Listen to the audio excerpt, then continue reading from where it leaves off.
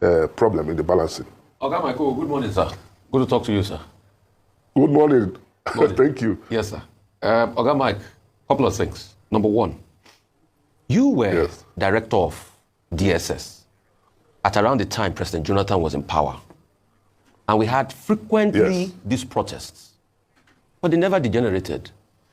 How you take do and then?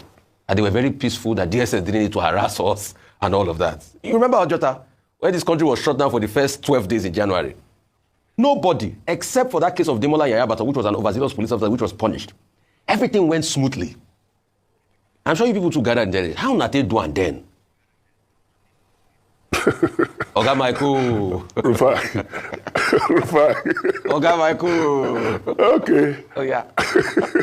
I hope you don't make me lose my line of thought now. So the issue remains, Rufai. You are very funny. You see, the issue remains that the protest of 2012 and the protest of 2015 were quite different. The demands were different. The demands of 2015 were different. The organizers were different. The president even admitted that he is one of the protesters. He has been protesting. He has been part of it.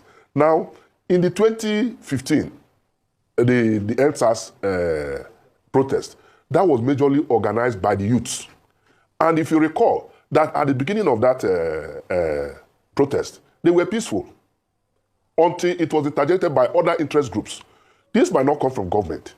Like I said initially, other groups some people see this government as the best government whatsoever because of their personal interest, not because of national interest. So anything that can jolt the smooth running of the government, they will also represent their own interests now, not the interests of government. So that's why we're afraid that it might be hijacked. Some people might tell you that this APC government is not doing well. Others will tell you that this is the best government we have had. So you have conflicting interests. So that is why it is necessary that for now, because of enormous security challenges we have, we should not compound our problems by engaging in more protest. And on the other side, the SSS has said they have identified the sponsors of this and their funding. I am not in the service. I'm out of the service. They have the intelligence. They have what it takes because they briefed the president. Okay, and possibly that is why the president has been consulting. But wait, let me land on this. Okay, there are other issues that is agitating my mind. The issue of provocative and some statements that the president aides are making that are likely to provoke people. You know, giving it political meaning, giving it ethnic coloration, religious connotation, and what have you. These are not helping issues. Once we have stayed on the line of appeal to the people, we'll continue to appeal to the people to shelve this plan because it's going to compound our problems. Okay, Michael, I put it to you that the circumstances are not different. In fact, what a lot of people are asking for is reversal of prices to pre-subsidy time. That was exactly what they were protesting against in 2012. Okay, Michael, I also put it to you that those protests were very daring. In fact, they were carrying mock coffins of the head of states, but we never heard that DSS apprehended any one of them. I put it to you that those protests were really very daring. It was very hard. But I also put it to you, it was the temperament of the president on ground that respected the rights of the people that kept you, people, from using force against them. Why can't that same temperament be extended as good courtesies to the people? And also, please, Michael, fact check me. Femi Falana said yesterday, or day before yesterday in the media interview, that when the violence started was when some thugs affiliated to top political figures were unleashed on the protesters in Alausa. You can go and watch that tape. Till today, most of those thugs were never brought to book by the government. In fact, Deji Adeyanju released another circular or another something that somebody sent him a message that they are mobilizing some people to disrupt the protest on the side of political figures. What do you say about all of these points, sir?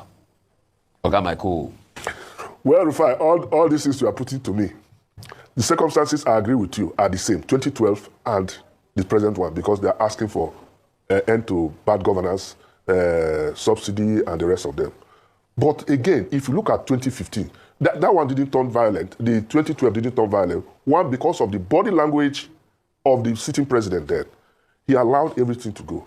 And the situation was not as bad as what we have now. Now it can be exploited because people are hungry now. People are desperate and want to use anything to ventilate their anger.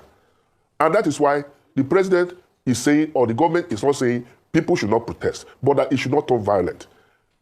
If you look at the 2015, like I said when in my earlier submission, 2015 was mainly organized by youths.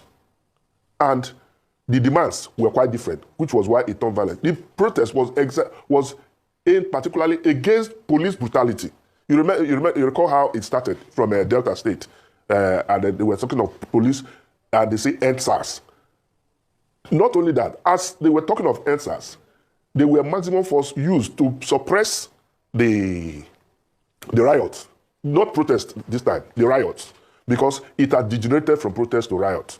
But in 2015, people gathered, in 2012, people gathered, they were there organizing their protests peacefully, nobody worried them. If it is going to be like that this year, I don't think government is in any way stopping anybody from protest, but the fear is very high that these protests will be hijacked. The fears are there, everybody, and that's why everybody is talking. I have not seen a protest that is being organized, that appeal has been made. Well, Mr. Ejiofor, as much as this very protest that Mr. Ejiofor, yes. if I may come in here, two things.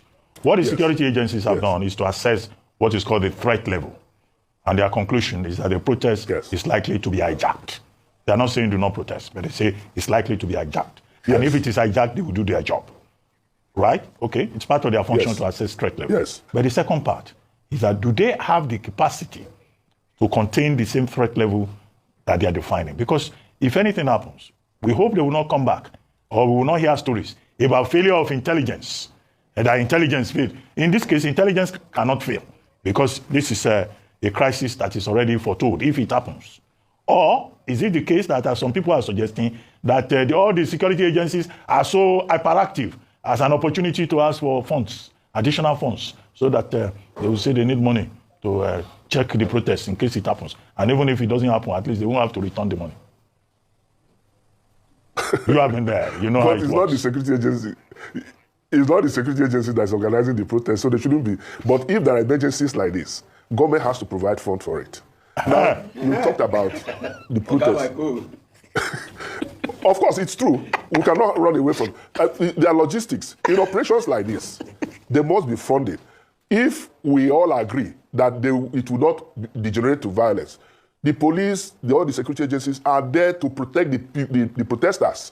But if it turns violent, there must also be alternatives, options, laid down by government to see how the violent, if it turns violent, how it can be checked. So there are two ways. Our prayer is that, first of all, shelve the plan, and secondly, if it turns violent, then the government is out there to do its statutory responsibilities. Well, thank you very much, Mr. Mike Ejiofor,